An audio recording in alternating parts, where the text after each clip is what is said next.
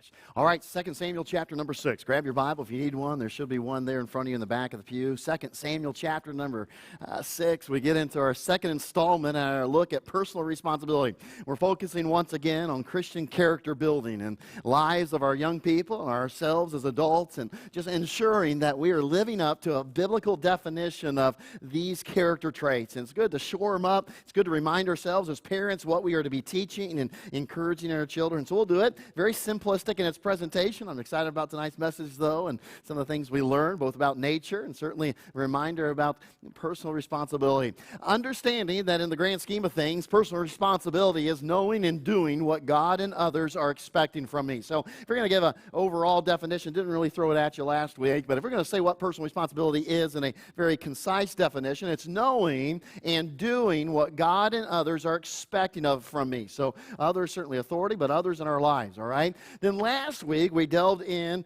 and asked this question in relation to that. What does that look like? And that is really what we're striving to see. What does personal responsibility look like? Last week, we started with this. It starts with the idea of using all of my energies to fulfill expectations of those who are counting on me. Using all of my energies to fulfill expectations of those who are counting on me. This week down at camp, the teenagers got to participate in one of the best parts of camp. Cabin cleanup. They get to clean their cabins. It's a great thing, and all of them are supposed to do it, okay? They're supposed to take care of their bed and their shoes, and then they have a day in which they are a part of a team that cleans the bathroom, the entire cabin, and things like that. And so you do that. If your cabin wins the most points for that day, you get a free ice cream. That's good impetus, and that's a reward for some of us, amen? And others of us would rather Dr. Pepper, but that's okay. They get a free ice cream. Then if they win the whole week, they get a wonderful prize called the Golden Broom. I think the boys won it last year. They didn't win it this year. The girls won it this year for the girls' side, so congratulations to them. But there is personal responsibility. Can I tell you, as a youth pastor, I remember many a day when we'd walk in right before we were supposed to go to the service, and then it's time for them to judge cabin cleanup, and I'd look at somebody's bunk, and I'd say, listen, this young man hardly put forth any energy in cleaning up his area. No personal responsibility. I mean, that's what this statement is. What does that look at? Okay, this is expected of me. Someone's expecting me to get this done. And so I'm going to put all of my energies into it so that I fulfill the expectations of those who are counting on me. Young people, may I say, when you grow up and you get a job and in your families and in the church, there are going to be people who are counting on you to perform the task you've been given. And personal responsibility, a character trait in your life says, listen, I'll give it everything I've got. I'll give it all my energies to ensure that happens. So that's what we looked at last week. Great truth. And we looked at a couple illustrations of it, right? Failure to take responsibility can have tremendously devastating consequences. And who did we look at? And I think this is on that little sheet of paper, Eli and his sons, right? And we saw that illustration of how, boy, they didn't do a good job, didn't take personal responsibility to do the task they were given. Then we also understand, looking at the American woodcock, a great example from nature of the reality of putting all our energies into that. And so just a good example and a good demonstration of that. Okay, so this week, I'd like to picture, or you to picture with me, okay? A large lake, a medium-sized lake, whatever the case may be. And somewhere in the United States, in fact, this animal is all over the United States. It could be salt water, it could be fresh water, really doesn't matter. But picture with me, it's springtime. And as it does in spring sometimes, a storm is about to brew, much like we had this morning. So we don't have to imagine too much, right? And a storm like that, and just a big-time storm coming in the springtime. And you can imagine all kinds of animals are anticipating, and God has created them with an amazing instinct to know that something's happening, a storm's coming, and boy, they're working hard to protect themselves, protect their nest, and just protect their young, their offspring, and so forth. So they're working hard as that torrential downfall comes, and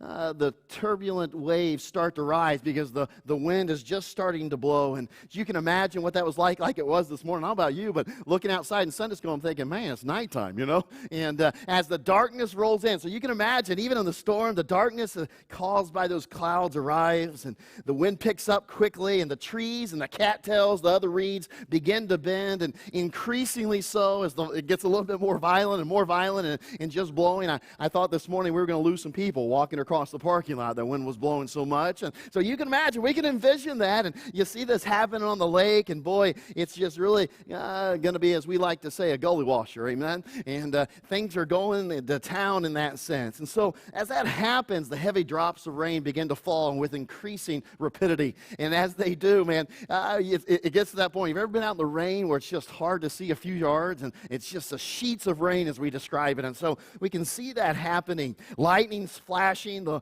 waves running onto shore are increasing in size, and little by little they begin to cover over and run over the little peninsulas of land on the shores of that lake. And boy, everything's just being flooded with water. Then, as we can imagine, as the rain continues, the creeks and the little streams that run into it, they just become overflowed with water. And as they flow in and they swell with water, so does the lake. And that lake, the waves get even worse and more turbulent, and the water runs farther up onto shore. And as it does, there is a flurry of activity on the shore. There's as it has happened quickly, there's many a nest that the bird can't do anything about. The eggs, the birds have to leave that nest, and that water runs up, and those eggs are carried off into the water. They're covered, or whatever the case may be. And there's just a great drama that takes place among the shore birds there as they watch helplessly as many of those legs are taken out.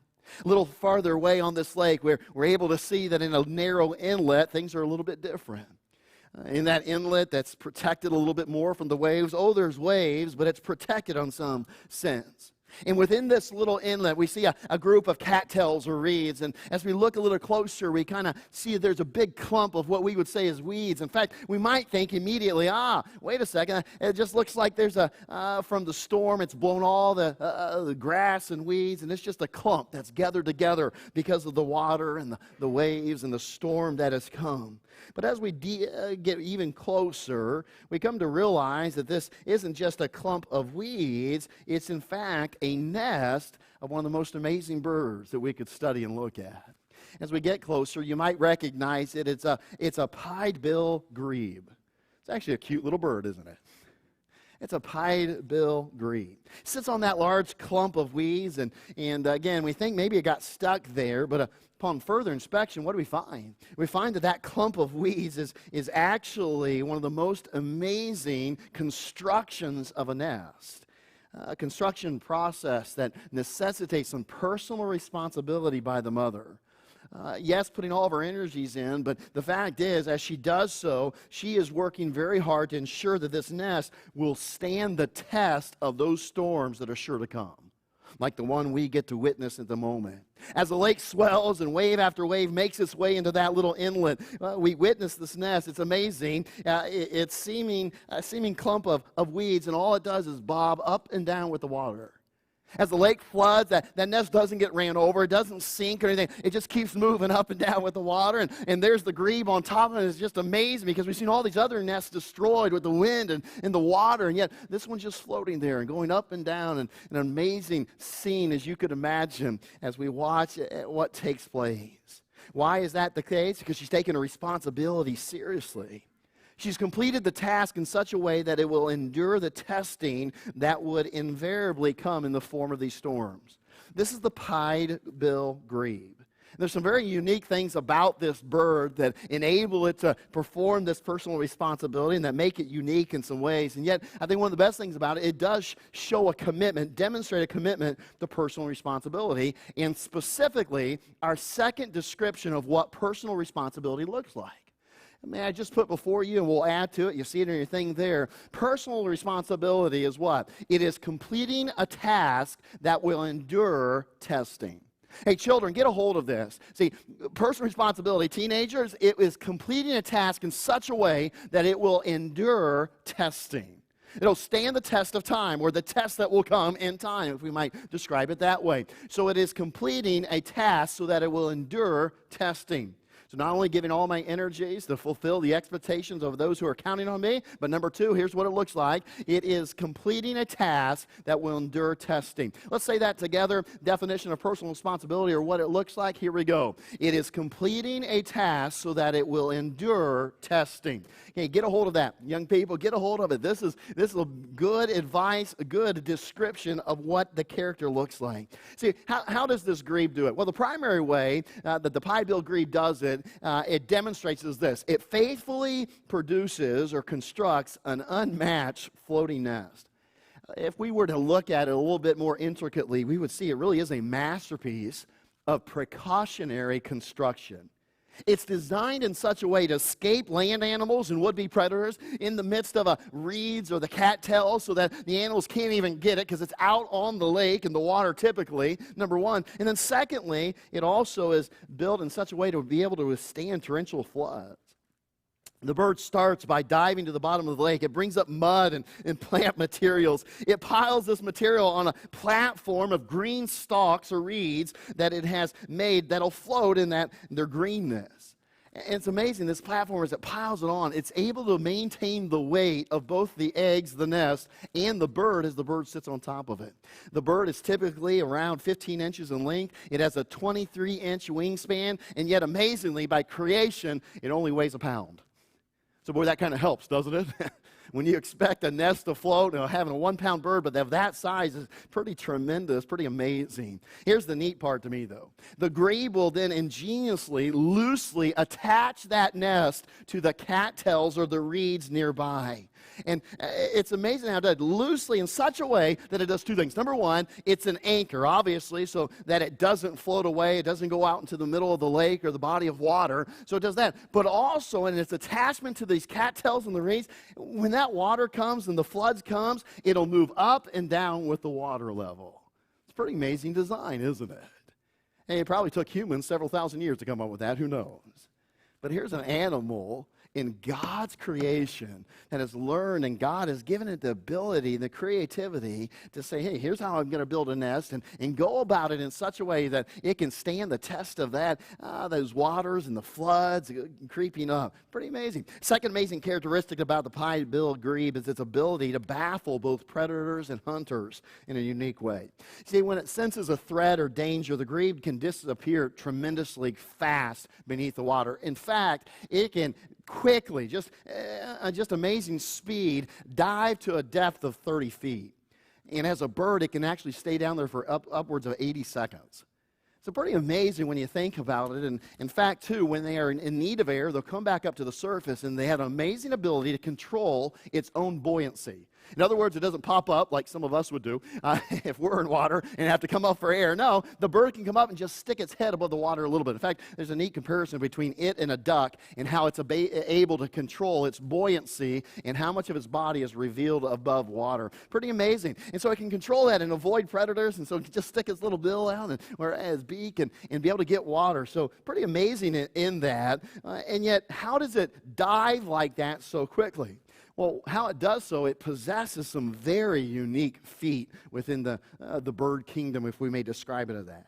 They're a large webbing. In fact, the word isn't webbing. It's actually called lobes. And you see the picture of the feet here. It's rather weird looking, unique, I guess, in a sense. Maybe weird's not the best description, but it's unique, isn't it? These lobes on the side of his feet, and kind of different, certainly, than webbing and so forth. And in that, what's amazing, it can create tremendous force in a short amount of time. Its forward thrust, because of these lobes on the feet, are just amazing. It can reach a maximum speed in a very limited amount of time, and so therefore it can dive quickly down in the water. And what's also amazing about these lobes is they actually fold back along the feet when it's going forward, so it doesn't slow it down or create that friction in that sense. It's really amazing creation by God.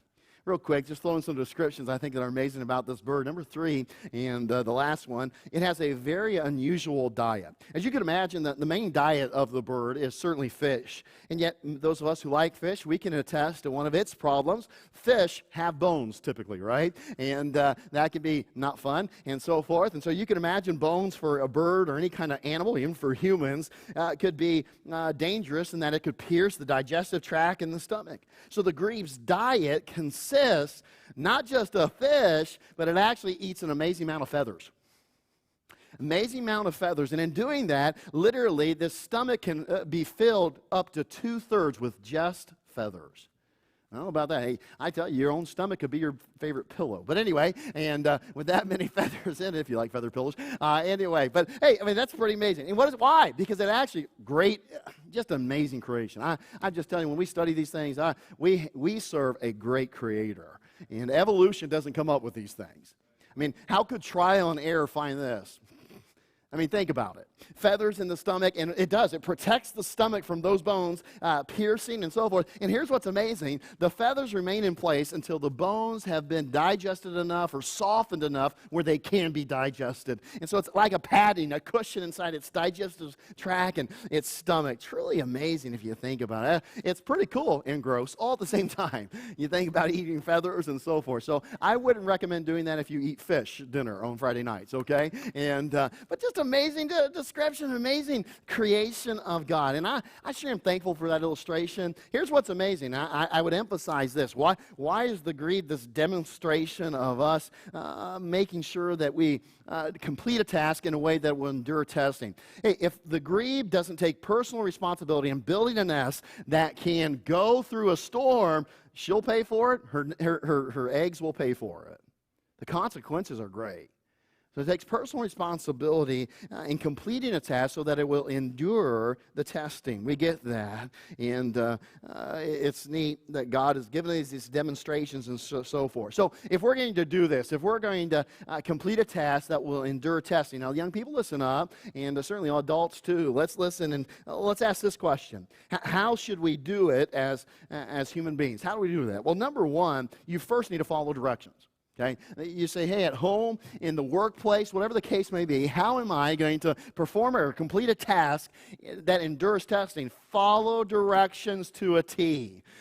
Just do that. Just read the directions, listen to the directions, whatever the case may be, follow them to a T. And obviously that requires listening attentively and focus. I've spoken of it often. We all can remember times when we were a child or we have children and they don't listen to instructions, and so a job is half done. It doesn't stand the test of time. It doesn't stand or endure the test, that our inspection, if you may even give it that way or describe it. Number two, young people, get this. Don't take shortcuts. Don't look for the easy way out, the area or the means of less effort to complete the task. Okay, don't do that. Don't be somebody who is always looking for the short way out. Hey, I subscribe to this statement. Okay, work smarter, not harder. Okay, I like that statement because sometimes we work without using our brains. Right, so we ought to engage our brains. But in that statement, it does not mean that you and I should look for shortcuts and look for ways that'll weaken the product or will produce a product that does not stand up to the test that will come. So don't look for shortcuts. Don't try to look for the path of least resistance. Can we put it this way? The lazy way. Don't go the lazy way.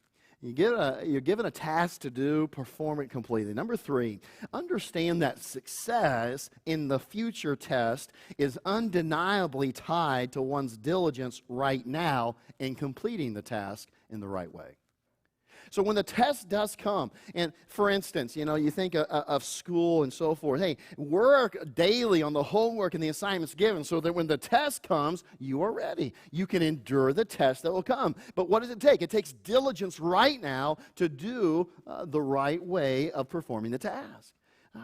Take care of the right now so in the future you'll pass the test. Now, I just give you a couple for instances. And I've seen it being part of Christian education, being a teacher at times too. Here's a good illustration.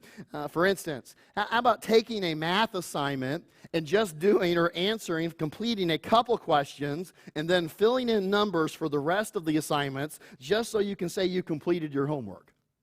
May I tell you, that's failing at personal responsibility. I can tell you as a teacher, and there will be teachers here who've certainly experienced the same thing, where someone has turned in an assignment, and they were hopefully just trying to get it done, and I'll tell you, after the first couple of questions, it was obvious to me they just filled in something. That's not personal responsibility. That's not taking say, hey, I need to do this well so that it endures testing. Number two, for instance, to go tell your parents that you cleaned your room, putting everything back where it belongs, only to have them come and find your things stuffed under the bed or in a big pile in the closet. That's not personal responsibility. It's got to endure the testing. See, we can use a myriad of illustrations and examples that we all know. Personal responsibility. Hey, can I tell you, in the world that we live in, personal responsibility is down here on emphasis. And priorities. It's down here. It isn't emphasized at all. We're not telling people to take personal responsibility. We live in a victim mentality culture. That I'm a victim. So take personal responsibility, do your best, complete the task in such a way that it will endure testing. When we think of the workplace, when we think of wherever we are called and given a task, to be given a task at work and to do it differently than what was instructed, to cut short the time needed or necessary to reduce the amount of work for yourself while not producing a product that is up to standard, is failing at personal responsibility. Anybody who's been a supervisor anywhere in any kind of job, you know that there are times that people want to cut short things. Shortcut. They want to find a way around. Less work, less effort. And boy, it affects the end product. And boy, when that testing comes, it falters, it fails. And so when we fail at it, there are terrible consequences, even beyond just revealing a lack of Christ-like character in our life. There are many stories in Scriptures we could point to, but there's one tragic story that comes to the forefront here in 2 Samuel chapter 6. In 2 Samuel chapter 6, we come upon a day of celebration. It's a huge parade, and those aren't happening very often anymore right now, but it's a huge parade, right? And it's taking place outside Jerusalem, about 12 miles, and boy, it is just it's one of those days people have anticipated. A lot of preparation has gone on to it, and the Philistines have just been smitten recently, beaten, driven back, and boy, the nation is doing fantastic. Jerusalem's been established, and boy, it is a great time to be part of the nation of Israel. And so this was one of those days. This was going to be an exciting day, a task that they had before them, a new task. The fighting was over, and yet this was going to be a great day. David had gathered all kinds of people. Here's what's amazing about it. There's going to be music, celebrations, no doubt, and singing, and people lining the road. And in fact, David himself had gathered himself 30,000 men. That's a big parade. And I thought about looking up to see, like in the Rose Parade or the Macy's New Year's Day Parade, things like that, to see how many people were typically involved in it. These are 30,000 men. You think for David, boy, that sounds like he's going to battle, he's going to war, but he really wasn't doing. He was taking care of a task that was long overdue. And he was going to the house of a man named Abinadab. And he was going to retrieve the nation of Israel's greatest treasure, even as we talked about last week, the Ark of the Covenant, and bring it back to Jerusalem. Interestingly, it had stayed in the house of Abinadab for nearly 70 years, and during that time, the house of Abinadab was blessed immensely, and God's hand of blessing was upon them. And so now David had come to retrieve it, to bring it back to Jerusalem, again, about 12 miles away there. And to add kind of to the celebration and the enjoyment of it, Abinadab's own sons were chosen to walk with the cart. David had planned to take the Ark of the Covenant, throw it on a cart, and his two sons were going to be chosen to drive it, as the Scriptures put it, to drive the cart. One before, one after is probably the picture. In fact, it says that one of them was in front of it, and so we can imagine the other one was either to the side or behind. And so his two sons, Abinadab's two sons, were Uzzah and Ahio, not to be confused with Ohio, amen? And so Uzzah and Ahio, all right? And so those are the two boys. I mean, you can imagine this was a great privilege. This was something that many would have loved to do, to walk in this parade. The highlight, the focus of the parade was the Ark of the Covenant. And so to be the ones who drove the cart is a great responsibility and yet a privilege all at the same time. So we can imagine as the ark was brought out, it was put on the cart one way or the other, and there's probably great pomp and circumstance, like a military parade or something, because David was a warrior, right? And so there was probably trumpets and everything else, and people just clapping, saluting, you name it, it probably happened. And so they get it on there, and they start this huge group of 30-plus men, or 30,000 men plus, going down the road to deliver. And there's singing, there's music, there's great celebration. It would have been a great show going on, and people gathered from all over Israel to watch this. A great parade. As you can imagine, as that caravan, that parade began and went down the road, people were lining it, cheering it. They were greeting the king. David was probably waving and things like that, and greeting people along the way. I mean, this was exciting. This was a big day for the precious treasure of the Ark of the Covenant to be returned. It was a great day for Israel. I mean, I think almost July 4th kind of idea. As we consider that, as we consider those celebrations in different ways, what a sight it must have been. one of the greatest celebrations, joyous day, God was coming back to Jerusalem. The glory of God was returning. I mean, remember, we studied how it got taken away last week, and now it's being returned. Now it's coming back. God is coming back. I mean, this is exciting. This is fantastic. And as it continued, as it went along, something happened that brought it to a screeching halt. It completely dampened the mood of the whole procession and turned this day of celebration into a day of mourning just like that. We make the joke, something rained on our parade. May I tell you, this rained on the parade. This ruined it completely, totally took it down, and from joy to mourning. And here's the reality. Now, don't miss this. It all could have been avoided if personal responsibility had been embraced by King David, and maybe even Abinadab, who could have taught his own sons, having the Ark of the Covenant there for 70 years, and Uzzah himself maybe had lacked or failed at personal responsibility. It's a possibility he had been instructed about not touching the ark, how God had said that in the scriptures already given in Numbers chapter 4. Don't touch it. Abinadab should have taught his sons how to do that. As that cart with the ark on it was moving along, the Bible describes that the ox and the cattle stumbled in one way or the other. And you can imagine, as any ox-driven cart, especially over an uneven road, boy, that moves and that changes and so forth. And Uzzah's walking there with it. And as that happens, it must have maybe hit a big pothole. Maybe it was a road from Michigan there in Israel. Who knows, okay? Hit a big pothole. And boy, it just starts to move a little bit. And Uzzah, certainly, he said, now wait a minute. If that Ark of the Covenant falls on the ground, boy, the celebration's over. The festivities are going to be dampened. Maybe it could even fall and break. And as it begins to move and to shake, he reaches out his hand. He touches the Ark of the Covenant to steady it. And in that moment, he is stricken, smitten, dead. I just imagine, could you just imagine? We could maybe put it in our minds of someone who's had an immediate heart attack and has fallen dead. Just to reach, and then all of a sudden he's down on the ground, and all of a sudden he just picture it in your mind. There's Ahio. He's at the front. He stops the cart quickly, and he looks back, and maybe he was watching because the cart had done it, and maybe he had his hand on there on the bridle of the oxen or the yoke of the oxen, and he stops, and the whole cart stops, and then the people behind it start to notice the cart stops, and all of a sudden the music stops, and people are like, what's going on? What happened? And everybody's just looking back, and they're staring, and all of a sudden they catch a sight of somebody on the ground. People gathered around, and the word passes, Uzzah died. Uzzah's dead. He touched the ark, and the word just spreads quickly. The whole scene becomes a very dampened parade. The joy has been sucked out of it. The joy is gone. It's been stolen. Look at verse 1 of 2 Samuel chapter 6. Again, David gathered together all the chosen men of Israel, 30,000. David arose and went with all the people that were with him from Baal of Judah to bring up from thence the ark of God, whose name is called by the name of the Lord of hosts, that dwelleth between the cherubims. And they set the ark of God upon a new cart, and brought it out of the house of Abinadab that was in Gibeah. And Uzzah and Ahio, the sons of Abinadab, drave the new cart. And they brought it out of the house of Abinadab, which was at Gibeah, accompanying the ark of God, and Ahio went before the ark.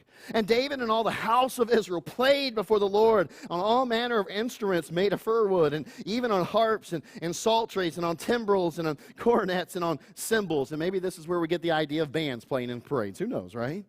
And when they came to Nachon's threshing floor, Uzzah put forth his hand to the ark of the Lord and took hold of it, for the oxen shook it. Verse 7, and the anger of the Lord was kindled against Uzzah, and God smote him there for his error, and there he died by the ark of God. I just imagine what that was like. Maybe his brother cried out, the oxen stop, and people stopping and looking, the music stops. David is distraught. He's beside himself. He is angry, misplaced certainly to God, because he soon realizes that this would have never happened. And it didn't happen because God was mean or unkind. It happened because David failed to do the task according to the instructions that were given. You tell me following instructions isn't important. Listen, it cost a man his life. It will cost you things in your life, my life, when we don't complete a task in such a way that it will endure the test.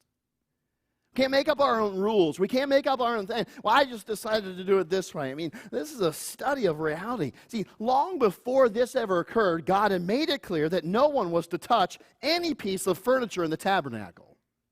Specifically in Numbers chapter 4 and verse 15, it said, don't touch it because the penalty of that is death. So God had made it clear long before when he gave the instructions there to Moses and the nation of Israel, hey, death will come if you touch it. Furthermore, where David failed especially, God had given great instructions about how the ark should have been transported. It never should have been on that cart. Long ago, God had given instructions for the making of the Ark of the Covenant, for rings to be put on the side, either side of the Ark of the Covenant. 2 poles were designed and created and made in such a way to go with the Ark of the Covenant, and when they ever need to move it, they would have to slide those poles in. What's interesting there in that Numbers passage is specifically God says, listen, you take the Ark and the furniture, the priests like Aaron would put a sheet completely over it, they'd slide the poles through, and then other Levites would come to pick it up and carry it that way. It was to carry it in such a way that no one touched the Ark of the Covenant. It was considered a holy thing. And boy, we understand even the high priest once a year what he had to do to enter the Holy of Holies, to be around the furniture that was in that place and even to touch it on some level. It's interesting that in verse 16 of this same chapter, David, after some time, I've read that it was probably around 3 to 6 months, sometime later, he returned to the task. I think it could have even been years. We really don't know for sure. But he returned to the task, and yet at this time, what does he do? He's doing it according to God's instructions. In fact, he's going overboard. He's going above and beyond, and every few paces, they're giving a sacrifice and things like that. He's learned the lesson. But what a lesson it was in its cost. Of his death. You see, may I just submit to you? In his haste, maybe, or in his desire to do it bigger and better, David failed at personal responsibility. Maybe it was just him ignoring the instructions of God. Maybe just in his oh, let's do this, let's get this done. Well, we can't find the poles. Well, let's just get a cart. That'll look so much better anyway. And boy, the instructions were there, and he just kind of ignored them. He kind of didn't pay attention as he ought to. He didn't take care of the time, or maybe he just didn't take the time or didn't care to find out what God had said. Can I tell you, young people, listen to me. Teenagers, listen to me. I have found out that one of the best things that you can do when you don't understand a task or something somebody has given you is to ask a question. Just ask, okay? Now, to be careful, because there's 2 sides of this coin. Okay, working with teenagers, working with children for many, many moons. I have found out there's sometimes kids who just want to ask questions to delay doing the job. Okay, so it's all about a hard attitude, isn't it? And some of us probably have tried that, right? Okay, and I mean, yeah. Anyway, so there's good examples of that and how we delay it and so forth. So, but if you really don't understand, may I tell you, every parent, every boss, every authority, even God Himself wants you to ask.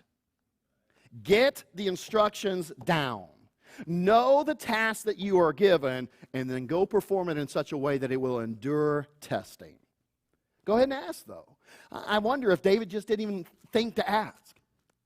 Oh, yeah, we think we have a cart big enough. We can just throw that ark on there. Oh, that'll be perfect. And look, it's got some gold on it. It's just a beautiful cart that we use here in the palace, and this will just be wonderful. And he didn't think to ask God, God, how do you want me to do it? And part of personal responsibility is listening and following the instructions.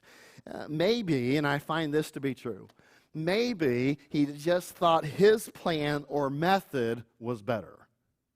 See, sometimes we're given a task and like, well, I think I could do it better by doing it this way. And boy, a boss or somebody else, a parent comes back and says, listen, I asked you to do it this way. I wanted it done this way. Do it that way.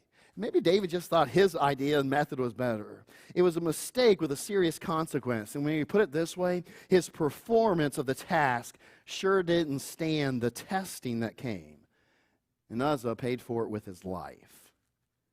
That's a high consequence. That's a high cost to not performing a task that will endure the test, future testing.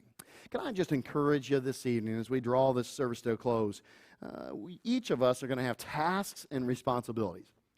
It could be as small as our young people having that chore to do at home. Take out the trash, wash the dishes, do this, feed the dog, you name it. It can be as small as that. For many of you at work, you have a tremendous task that you're going to be given this week. May you and I be encouraged and challenged even this evening to commit to completing the task so that it will endure testing. So combining, I'm going to give it all my energies to fulfill the expectations of those who count on me, and then I am going to complete the task so that it will endure testing. Boy, great descriptions that we can put together in our own lives. It's literally taking personal responsibility. May I just submit this? Wasn't Christ the perfect example of this?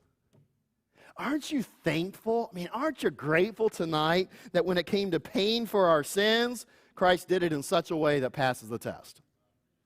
He is the perfect example of this in every way possible. He didn't say, okay, just hurt me a little bit. No, he did it completely. He performed it in such a way that it endures the test. And I am so thankful for that. So let's be like him this week. You know, personal responsibility, I'll put it at this, and then we'll go down your invitation. No matter how big or small the task, let's commit this week to completing every task so that it will endure testing. Young people, would you do that? If you'll do that, I'll tell you, my friend, God will bless you, promote you, and prosper you. Let's do it this week. Young people, older adults alike. Father, we thank you for your word. We're grateful for the challenge we've heard tonight. And Lord, what a stirring and